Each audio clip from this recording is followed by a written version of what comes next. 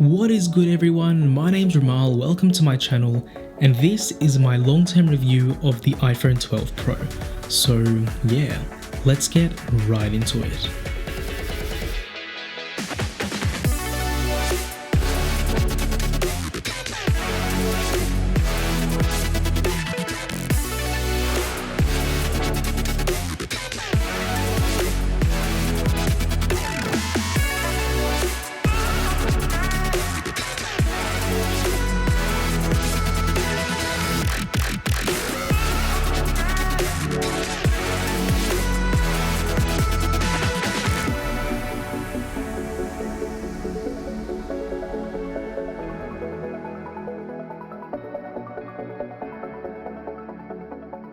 To make this video more digestible, I've divided it up into 5 different sections. These are design and build quality, screen, cameras, performance and battery life, and finally the other things, which is basically just MagSafe and 5G.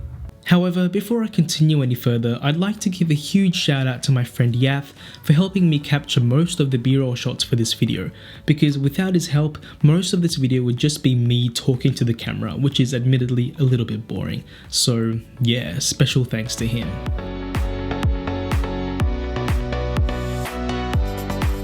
By now, it's news to no one that Apple has backtracked on their previous designs of rounded edges and 2.5D glass in favour of more defiant, assertive and retro-futuristic flat edges with the iPhone 12 Pro.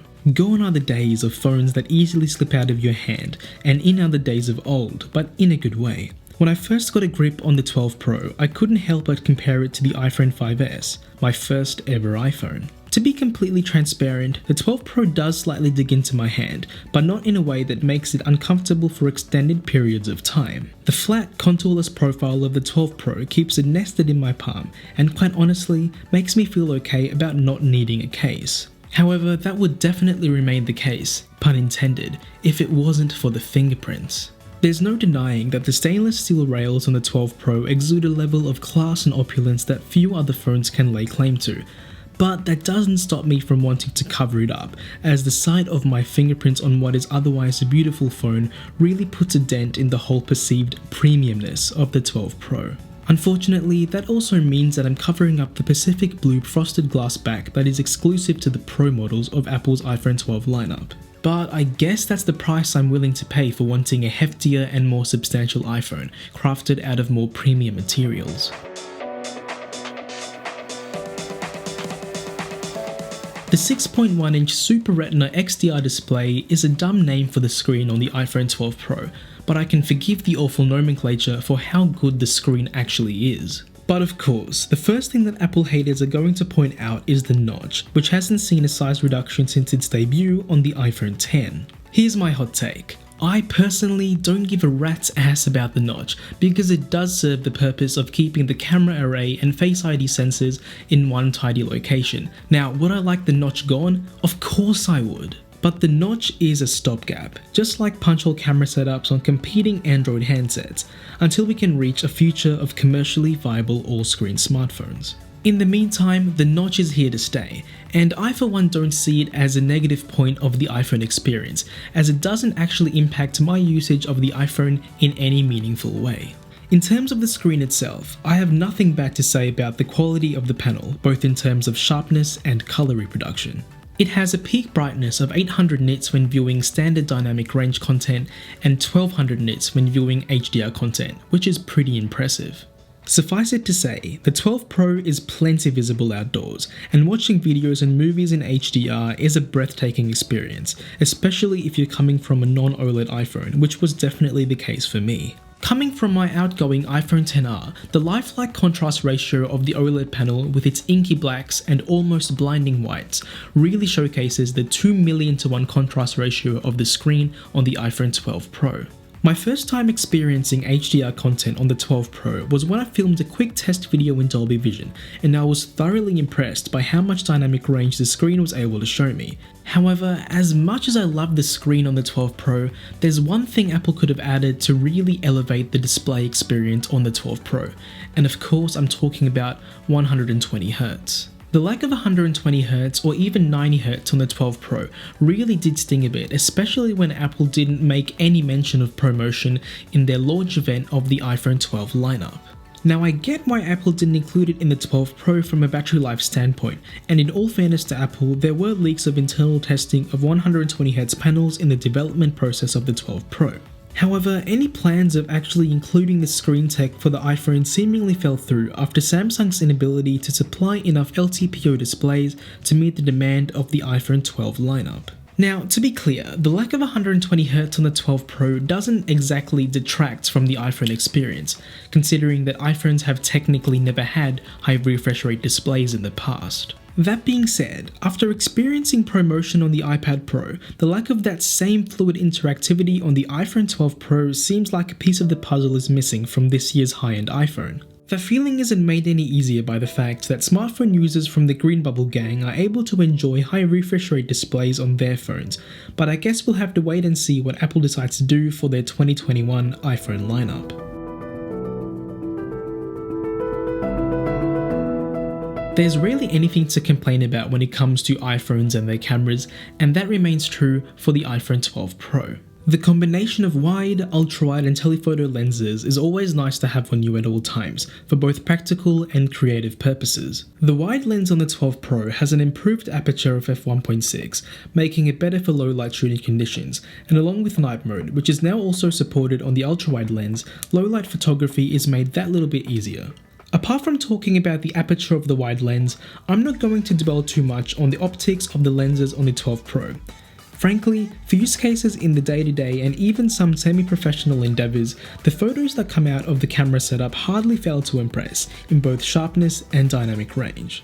Speaking of things that are professional, the iPhones 12 Pro and 12 Pro Max are the first iPhones ever to be able to capture in a new image format called ProRAW. I made a dedicated video explaining the science behind ProRAW while pushing it to its limits, so if you're interested in that, I'll leave a link in the video description for you to check out. Earlier on, I mentioned Dolby Vision, which is an HDR recording and mastering standard that is built into the video processing pipeline of the 12 Pro. Simply by pressing the record button in the native camera app, you can capture cinema-grade levels of dynamic range, even in the most difficult of filming scenarios, in up to 4K 60 frames per second.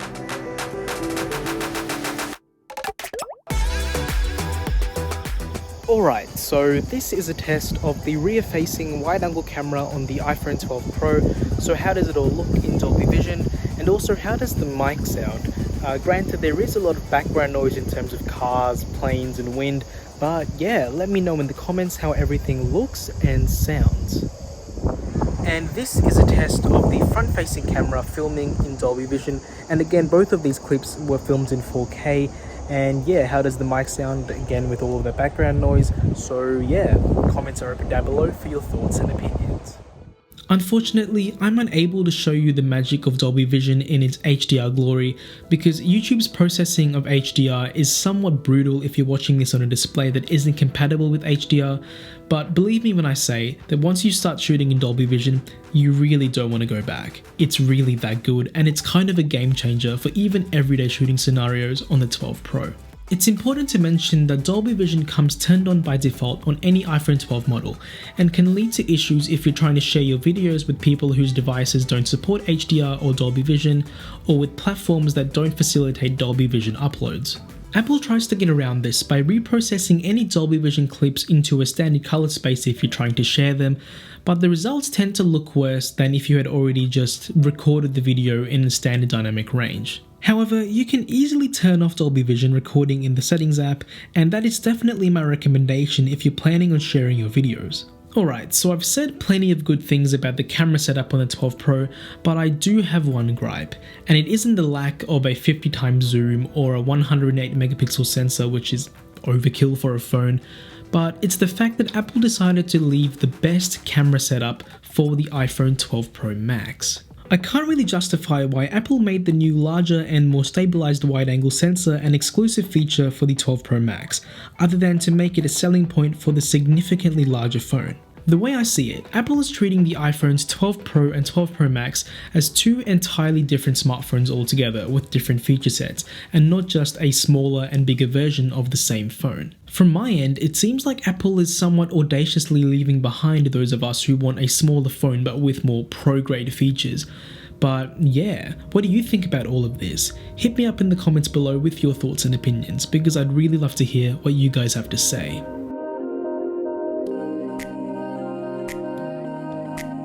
This section of the review is going to be quite short, and for good reason, because if you're considering getting an iPhone 12 Pro, performance is really a non-issue. The 5nm based A14 chip is simply blazing fast, and paired with 6GB of RAM, the 12 Pro is able to do anything I throw at it with ease and juggles multiple apps in the background without breaking a sweat. When it comes to battery life on the 12 Pro, you can expect 6 or 7 hours of mixed usage and even 2 days of use if you're being super conservative, and since the standby time on iPhones is really good, it isn't entirely impossible to get 2 days if you're being really careful with your iPhone usage. Now, with all of that being said, you could still very easily kill the 12 Pro in 3 or 4 hours if most of your usage consists of GPS or camera activity. But for just normal everyday use, 6 or 7 hours is kind of the benchmark I've set for the 12 Pro.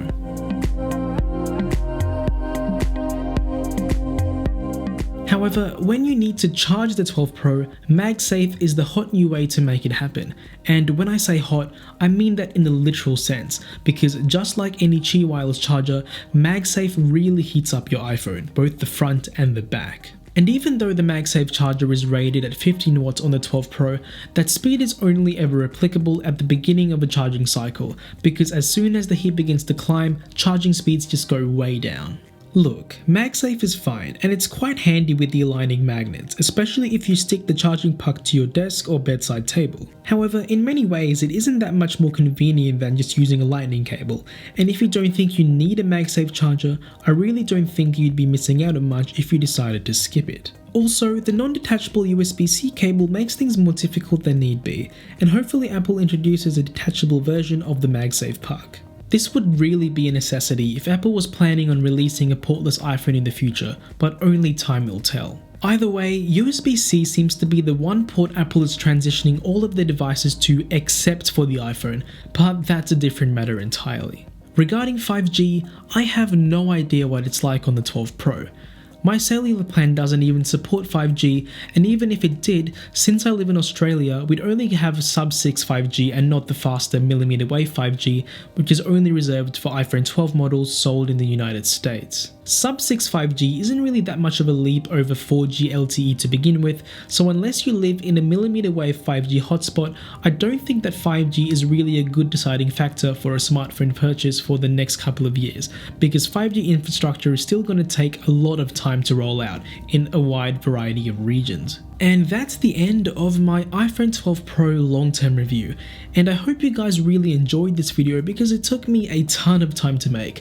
So if you liked anything in this video, make sure to give it a huge thumbs up and subscribe for future tech content. And of course, make sure to turn on those notifications, and the comment section is always open down below for your thoughts and suggestions.